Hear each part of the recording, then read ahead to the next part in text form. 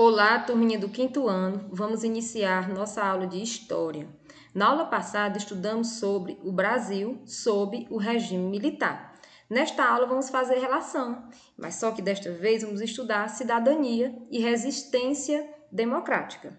Vamos iniciar aqui fazendo uma reflexão sobre alguns direitos conquistados, como, por exemplo, o direito ao voto, o direito à liberdade de expressão, o direito a ter direitos trabalhistas e acesso à saúde por meio do Sistema Único de Saúde, o SUS.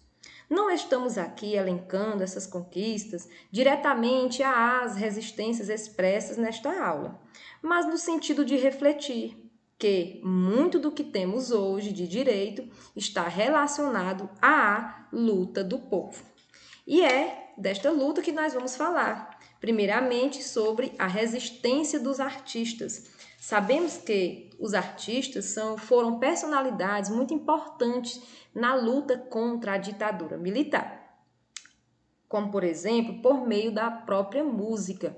A música popular brasileira foi um dos principais instrumentos utilizados para contestar a ditadura militar entre os anos de 1964 a 1985, período este no qual o Brasil foi governado por generais militares. E então, as letras de várias canções indicavam a insatisfação com o regime e vários compositores foram alvo de censura e perseguição. Por quê? Porque muitos músicos utilizavam metáforas para criticar o golpe militar. Mas que são metáforas relacionadas a este tema? É que quando eles utilizavam as letras das canções, na verdade, eles substituíam palavras, colocavam ali uma palavra, mas no seu entendimento ela queria dizer outra, na verdade. E assim vamos destacar Gilberto Gil, Chico Buarque, Caetano Veloso e Elis Regina, por exemplo, mas muitos outros artistas também protestavam contra o regime militar. E aqui, como exemplo, vamos colocar um trecho da letra da canção de Chico Buarque e Gilberto Gil. A canção se chama Cálice. Vamos parar atenção aqui a alguns trechos, como por exemplo: como beber dessa bebida amarga, tragar a dor, engolir a labuta. Mesmo calada a boca, resta o peito, silêncio na cidade não se escuta. Pai, afasta de mim esse cálice. Pai, afasta de mim esse cálice. Pai, afasta de mim esse cálice de vinho tinto de sangue. Aqui vamos identificar algumas metáforas, como por exemplo, quando diz como beber dessa bebida amarga. Não é o vinho, nem é por meio do cálice, não, que nós estamos aqui imaginando, né? Aquele copo, aquela taça aqui no qual se bebe o vinho.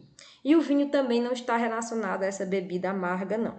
A bebida amarga corresponde à situação que os brasileiros viviam. Este vinho tinto de sangue corresponde ao sangue derramado por meio da tortura, da morte, do desaparecimento de muitas pessoas. E esse cálice também não está relacionado ao objeto, copo ou taça, mas fazendo menção ao verbo calar, fazendo aí uma relação à censura vivida naquela época.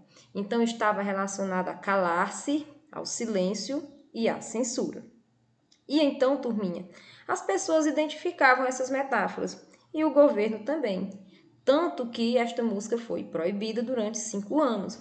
Eles perceberam que no trecho estava ali uma mensagem à população pedindo o afastamento deste cálice, que na verdade estava correspondendo à censura de fato. Então, mesmo com o protesto, a música foi censurada, foi proibida durante 5 anos. E agora, turminha, vamos falar da resistência estudantil. Tanto os artistas como os estudantes viveram nesta época e foram protagonistas de muitas lutas e são também corresponsáveis às conquistas de direito. Vamos aqui lembrar da Passeata dos 100 mil. Em 1968, estudantes se uniram para combater o regime militar. A foto mostra a Passeata dos 100 mil, considerada a mais importante manifestação da resistência contra a ditadura militar. E aqui, olha, Durante essas manifestações, os estudantes expressavam com palavras de ordem, como, por exemplo, é proibido proibir, você está sendo intoxicado. Esses estudantes eram representados pela UNE, a União Nacional dos Estudantes, e, é claro, sofreram também represálias por meio dos militares. Alguns foram mortos, desapareceram e também, como aconteceu com os artistas, foram exilados, ou seja, expulsos do Brasil. E aqui também vamos lembrar de outro movimento muito importante que está relacionado a essa resistência. Vamos lembrar aqui do movimento Diretas Já. Durante o período militar, já sabemos que o povo não tinha participação na escolha do presidente e tinha aquele desejo de participar desta escolha, das eleições. Então, eles pediam eleições diretas, já que até então elas eram indiretas. E começou aí há muitas manifestações em prol deste direito.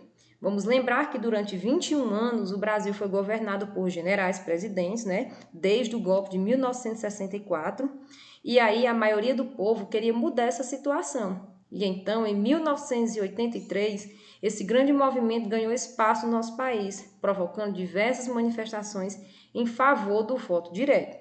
Vamos relembrar da aula passada. O primeiro presidente eleito pelo voto direto aqui no Brasil, após o golpe de 1964, foi o presidente Fernando Collor de Mello. Então, turminha, esta foi a nossa aula de História. Prestem bastante atenção às orientações de seus professores e até a nossa próxima aula.